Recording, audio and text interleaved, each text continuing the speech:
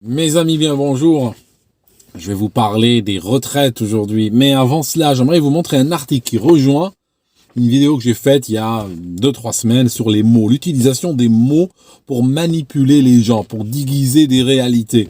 Vous savez, à propos, j'avais dit devant un expert comptable, j'avais dit que la TVA était un impôt. Et qu'est-ce que j'ai pas entendu ce jour-là? La taxe sur la valeur ajoutée n'est pas un impôt. Je me souviens du ton docte avec lequel il m'a expliqué la différence entre un impôt et la TVA.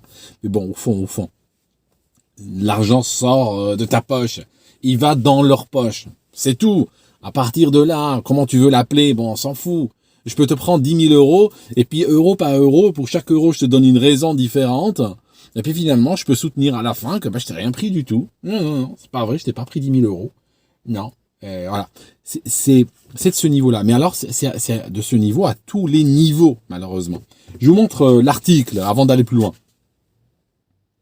Je vais le lire pour ceux qui ne regardent pas les vidéos. Certains les écoutent. Bonne nuit d'ailleurs. Je sais que certains écoutent mes vidéos avant de dormir.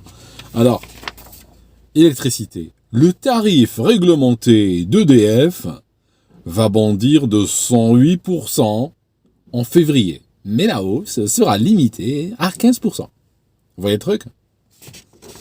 Donc là, ils font ça très souvent dans les médias. Ça veut dire que le but, c'est de te faire passer l'information, la douloureuse, qui est une hausse de 15%, qui est énorme en février. Mais comment on va faire pour te la faire accepter? Donc ce qu'on va faire, on va juxtapositionner cela avec un chiffre technique de 108%. Et comme ça, toi, tu vois 108%, il y a ton cœur qui ouh, comme ça. Puis après, tu vois, elle sera limitée à 15%. Donc voilà, la bonne nouvelle. On voit ça très souvent. C'est du journalisme militant. Quand tu regardes par exemple la Pravda en URSS, qui était un papier, un torchon d'État du Parti communiste, la Pravda n'était pas là pour renseigner le public sur le programme ou les projets ou les résultats ou la performance du Parti communiste. La Pravda était là pour vendre ces choses, pour défendre le parti, défendre ses positions. C'est exactement ce qu'on voit dans les médias aujourd'hui. D'accord? C'est défendre. C'est des médias de militants qui sont là pour faire accepter des choses. Travaille pas pour Macron, travaille pour le pouvoir. Travaille pour le pouvoir tout simplement. Parce que quand il y avait Sarkozy, on disait exactement la même chose. Cette vidéo, j'aurais pu l'enregistrer sous Sarkozy, j'aurais pu l'enregistrer sous Chirac ou sous Hollande. Une fois qu'il y a quelqu'un au pouvoir, qu'est-ce qu'on fait? On critique celui qui est passé, parce qu'on s'en fout, il vaut plus rien, et puis on va servir la soupe à celui qui est là. C'est tout simplement aller à la soupe chez les plus forts, chez les gens qui ont entre les mains les clés de la politique ou du pouvoir et de l'argent. C'est tout, c'est très simple. Je te pose la question, est-ce que tu vas gagner de l'argent en défendant les intérêts des pauvres ou les intérêts des riches? Bon, voilà, à partir de là, une fois que tu as compris ça, tu as tout compris. Comment on appelle ça? Les retraites. Alors j'ai vu qu'en France, il y a des manifestations monstres sur les retraites. Probablement, elles ne seront pas couvertes par les médias ou pas couvertes à la hauteur qu'elles mériteraient. On a ça aussi au Royaume-Uni. Ça veut dire que quand on a des manifestations qui vont contre les intérêts, soit du parti dirigeant sur le moment, soit des forces de l'argent, eh bien tout simplement les médias n'en parlent pas. Silence, voilà, c'est tout. On n'en parle pas, on ignore. Oui, on sait, il y a une manif, tout, mais on couvre pas. Parce qu'on peut pas. Il y a deux choses.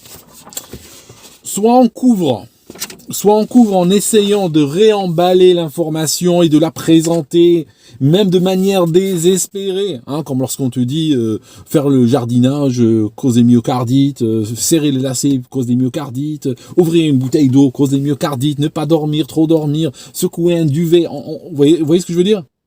Du moment qu'on peut te l'emballer, on te l'emballe. Ils n'ont pas peur du grotesque ou du ridicule. Juste ils y vont. Mais si tu as une manif anti-système, tu peux pas la réemballer. Ça montre l'insatisfaction. Elle est là, tu peux pas la changer. Alors on peut des fois la changer, des fois on va les traiter d'extrémistes, on va les traiter d'une frange minoritaire, on va les traiter de tous les noms. Mais au bout d'un moment, on atteint ses limites. Au bout d'un moment, ils n'arrivent plus à emballer. Alors quand ils n'arrivent plus, ils n'en parlent plus. C'est tout. Je disais, ici c'est arrivé, une news au sujet de la France, il y a un des manifestants qui s'est retrouvé avec un testicule en moins. Ça signifie que avant on enlevait les yeux. Au premier mandat de Macron, on enlevait les yeux. Maintenant, on s'attaque plutôt aux glandes. Avant, c'était les organes de sens. Maintenant, c'est plutôt, on travaille au niveau des glandes. Alors, il s'agit de faire passer les retraites de 62 à 64 ans. Alors, un truc intéressant. Au Royaume-Uni, où on parle aussi d'augmenter l'âge de la retraite, vous savez quels sont les chiffres qui sont évoqués? Chez vous, c'est 64 ans, et vous êtes dehors. Vous savez combien c'est? Et honnêtement, il n'y a aucune notion de ma part de relativiser. Je ne cherche pas à niveler le mal par le mal. Non, je suis en train de dénoncer cela et vous dire que vous n'êtes pas au bout de vos surprises. Ici, on nous parle de 68 ans. Et 68 ans, c'est juste une étape. Un jour, ça ira à 70. Alors, c'est quoi l'idée? L'idée pour eux, tout simplement, c'est que la retraite, à terme, devienne une taxe, devienne un impôt.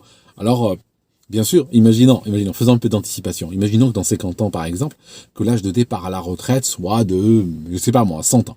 Ou 99 ans, il faut pas pousser. Parce que si tu dis 100 ans, tu es un conspirationniste. Soyons raisonnables. Disons 99 ans. 99 ans et 3 jours. Alors, à ce moment-là, la majorité des gens n'atteignant pas cet âge canonique, eh bien, ils mourront sans jamais avoir touché quoi que ce soit. Donc, pour eux, techniquement parlant, la retraite deviendra un impôt ou une taxe. Et tu auras toujours des gens qui vont dire, attention, non, je vous arrête là. La retraite n'est pas un impôt, elle n'est pas une taxe, c'est une cotisation. Même si au fond, cette cotisation, tu cotises puis tu la revois jamais, un peu comme les impôts. Mais l'idée est là. D'accord? Ça veut dire quoi? Le but, c'est... Parce qu'une fois qu'ils ont le magot, quand ils ont le magot, c'est quoi le but? Ils ont l'argent en main. On t'a pris la cotisation par la force. C'est pas une cotisation, on te dit, est-ce que vous voulez bien cotiser par la retraite? On te dit, tu cotises pour la retraite et puis bam, on te le prend. Par la suite, on va changer les règles du jeu pour que tu ne touches pas de son argent. C'est comme certains supermarchés, tu vois une réduction, du waouh, réduction exceptionnelle de je sais pas combien. Après, quand tu regardes les chiffres, le texte en petit, tu vas réaliser que pour atteindre pour toucher cette réduction, il y a des conditions absolument impossibles à réunir. D'accord? Donc c'est pareil. On veut créer un dispositif pareil, avec les retraites. 68 ans en UK, on est en train de parler, ça ira après 70, puis après 72 et 75, et ainsi de suite. Pour revenir sur les chiffres français. Un chiffre qui est sorti. À 62 ans, 25% des pauvres sont déjà morts. Chiffre INSEE. Les décodeurs se sont attaqués à ce chiffre. Et ils ont dit que cette information est partiellement fausse. Parce que si elle est vraie pour les hommes, elle est fausse pour les femmes qui vivent quelques mois de plus. Vous voyez ce que je veux dire? Même les décodeurs cherchent comme ça, toujours. Essaye de défendre. Même si tu peux pas défendre la voix de ton maître complètement, essaye de trouver chez ceux qui l'attaquent, je sais pas, juste un détail sur lequel tu peux rebondir et puis tu dis, ouais, ce n'est pas vérifié, c'est partiellement faux. Bon. La réalité étant que, à 62 ans, 25% des hommes qui sont en bas de l'échelle sociale sont déjà morts. D'accord? Sont au cimetière. Maintenant, si je te prends les riches, à ce même âge-là, si je te prends les riches, 5% seulement sont morts. Ah, il y a les accidents de ski, les voitures de sport, parfois, elles ont une mauvaise tenue de route. Ça arrive, D'accord?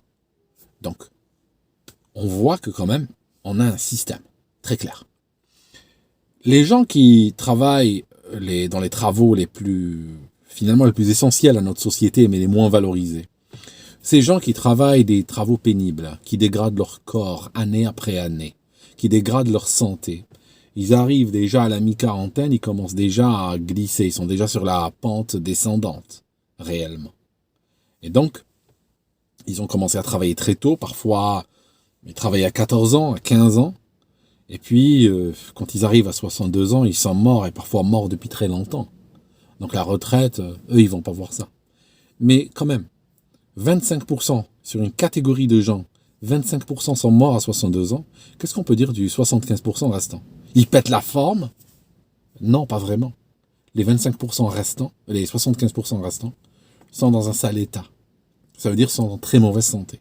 Ça veut dire que statistiquement, si on est à 25% de mortalité à 62 ans, ça veut dire qu'on est dans une partie où la courbe commence à prendre un petit peu de la verticalité, et ça veut dire qu'à 63, 64, 65, les années pèsent très lourd. on aura de moins en moins de gens. Ok ? Ça veut dire que réellement, c'est ceux-là qu'on est en train de priver de retraite. C'est ceux-là qui ont travaillé comme des bêtes. On est en train de leur dire, vous devriez travailler encore plus. Sachant que à 62 ans, 25% sont morts, peut-être à 64 ans, peut-être 40%, 45% seront morts. D'accord ? Voilà. Ou bien il leur reste une espérance de vie qui est 3 fois rien. Peut-être qu'ils prendront leur retraite et puis que 6 mois plus tard, ils seront canés, quoi. Vous voyez le truc ? C'est ça. Toujours on est en train de frapper les plus faibles, les plus fragiles de la société. Pour vous dire un truc. Il y a des gens qui disent oui, on a voté Macron, on aurait peut-être dû voter Marine Le Pen, on n'aurait pas eu ça. Non, tu aurais eu ça avec Marine Le Pen aussi. S'il y avait Marine Le Pen aujourd'hui, tu serais en train d'écouter l'augmentation des retraites à 64 ans.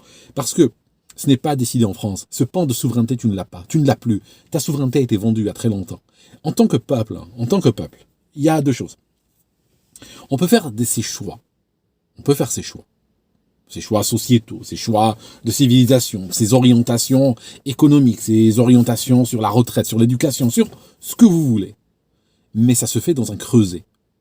Ce creuset-là, on l'appelle la souveraineté. Si ce creuset est cassé et que les pans de souveraineté, les pans de ce creuset sont vendus à droite, à gauche dans le monde, eh bien, ce sera des éléments sur lesquels vous n'avez plus le pouvoir de décision. Ça veut dire tout simplement, les retraites, c'est imposé par l'Union européenne. C'est tout. Donc, tu aurais eu n'importe qui. Ça aurait suffi, ça aurait donné exactement la même histoire.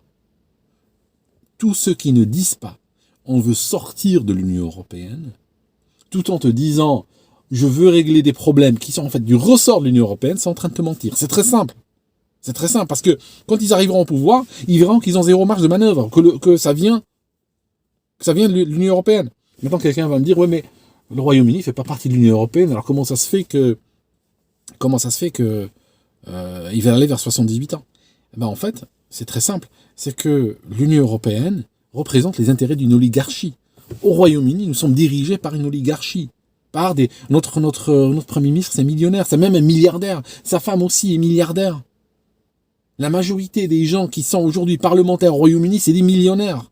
Et beaucoup sont devenus millionnaires juste ces dernières années, en distribuant des contrats Covid à leurs frères, à leurs sœurs, à leurs barman, etc. D'accord ? Donc on a des millionnaires qui sont en train de servir les intérêts de leur classe sociale et de leur oligarchie. Ils ne sont pas en train de servir les intérêts du peuple avec un grand P. Pareil en Union européenne. L'Union européenne également, c'est un instrument aux mains de l'oligarchie. Or, l'oligarchie, ce qu'elle veut, c'est tout simplement, elle veut prendre l'argent et pas le redonner. Aussi simple que cela. Alors voilà, c'est réglé. On va dire oui, les retraites sont déficitaires, tout ça. Bon, l'Ukraine n'est pas déficitaire, le Covidisme n'est pas déficitaire, le climat n'est pas déficitaire. Il faut voir, c'est une question de priorité, tout simplement. Si on vit dans un pays et que la priorité, c'est donner des armes à Zelensky, que la priorité, c'est donner de l'argent aux milliardaires en jet privé qui vont se réunir au COP et à Davos, etc. Ça, c'est autre chose.